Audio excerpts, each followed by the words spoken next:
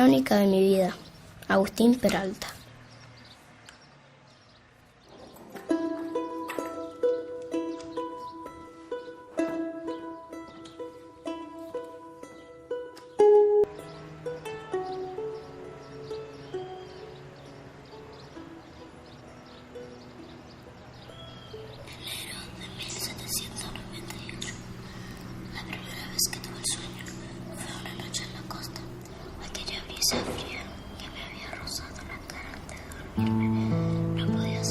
Enero de 1798. La primera vez que tuve el sueño fue una noche en la costa. Aquella brisa fría que me había rozado la cara antes de dormirme no podía ser una buena señal en un lugar tan cálido. Nadie pareció sorprenderse que me despertara gritando y empapado en sudor. Todos los que estaban allí sabían que de una forma u otra se iniciaba una pesadilla. El depósito oscuro y húmedo estaba lejos de casa. Me habían arrastrado hasta allí días atrás y al llegar me pegaron para que no protestara, pero se cuidaron de no lastimarme demasiado. Un blanco, el primero que vi en mi vida. Me inspeccionó como quien compra un animal. Miró mis dientes, mi altura, mi piel. Horas más tarde me subieron a un barco y poco después estábamos en movimiento hacia quién sabe dónde. Ese día, el de la partida, conocí el mar y me dio miedo. Febrero de 1798. La segunda vez que tuve el sueño fue en el viaje, en una de las largas noches que pasé en la bodega del barco. Al despertar, sentí la cadena en los pies cortándome la carne. Hacía frío y el olor era terrible. Recién después me di cuenta de que el hombre que estaba acostado junto a mí, a quien creía enfermo desde hacía varios días, estaba muerto y empezaba a descomponerse. Marzo de 1798. El sueño se volvió recurrente en las interminables noches de aquel interminable viaje. Noches o días, imposible precisarlo en ese oscuro lugar suspendido en el tiempo. Vagos recuerdos acuden a mi memoria cuando trato de reconstruir aquellas largas horas, porque como le pasaba finalmente a casi todos, terminé por enfermarme. Volaba de fiebre, tiritaba en el suelo mojado de la bodega, pero trataba de que no se dieran cuenta porque suponía que si descubrían mi estado, me iban a tirar al mar, como vi que hacían con otros. ¿Cuánto tiempo pasó? No lo sé, pero finalmente de a poco y de manera inexplicable fui mejorando y pude volver a comer. Y entonces, cuando estaba casi recuperado del todo, el barco atracó. Habíamos llegado a destino.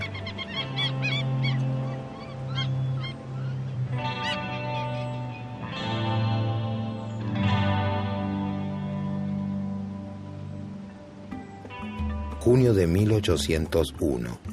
Nunca antes había vivido en un lugar tan grande, una ciudad. Mi dueño para ese entonces se llamaba Don Pedro Peralta. Era español y tenía una pulpería en una transitada calle del centro. Yo limpiaba o lo ayudaba a preparar comida para las muchas personas que pasaban por allí. Silencioso realizaba mis tareas y afinaba mi oído. El español me resultaba una lengua misteriosa y difícil, pero con el tiempo comencé a entenderlo. Para esa época mi dueño me puso un nombre. Aquel hombre que recuerdo pequeño y silencioso me enseñó un oficio, el de zapatero, y me regaló un nombre. Desde agosto de 1802 comencé a ser Agustín Peralta. Octubre de 1805. El sueño era el de siempre aquella tarde de primavera. Dormía la siesta en la parte de atrás del taller cuando me despertó un llanto lejano. Una mujer intentaba entre sollozos explicarle a su marido que el dueño de ambos había vendido a su pequeña hija sin decirles nada. La llevarían a Córdoba y seguramente no volverían a verla. ¿Qué es la libertad? ¿Qué era para mí en ese entonces ser libre? Un gran anhelo. La impotencia que recordaba en los cuerpos de esa mujer y de ese hombre que lloraban a su hija en la vereda de enfrente, avivaron el fuego para desear con tanta fuerza algo que ni siquiera sabía bien qué significaba: la libertad.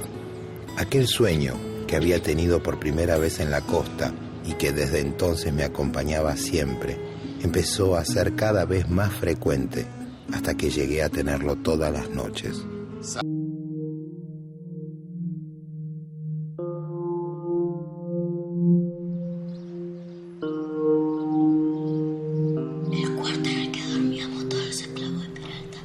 El cuarto en el que dormíamos todos los esclavos de Peralta daba al fondo de la casa. Me había despertado en la mitad de la noche por el sueño y no había podido volver a dormirme. Decidí salir a caminar un poco. Todos dormían y la casa estaba en silencio. Es por eso que me sobresaltó una sombra que me pareció ver a lo lejos, en el huerto. Me acerqué despacio, sigiloso, y entonces lo vi.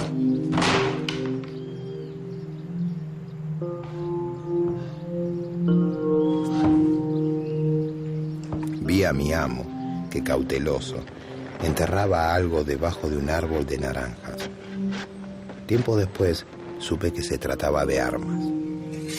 Don Peralta estaba nervioso para esa época. Se cumplían 2 años de la formación de la Junta de Gobierno y empezó a tener reuniones con otros españoles. Volvía serio y pensativo. Una mañana de ese año, en 1812, entraron soldados y lo apresaron. Acusación: conspiración contra el sistema. Julio de 1812. Mi amo se salvó de que lo ejecutaran, pero lo mandaron desterrado a Luján. El gobierno confiscó entonces muchos de sus bienes, entre ellos a sus esclavos. Entre sus pertenencias estaba yo. Así fui rescatado por el Estado y nuevamente el curso de mi vida volvió a cambiar. En octubre de 1812 me destinaron al ejército. Algunos decían que después del servicio íbamos a salir libres.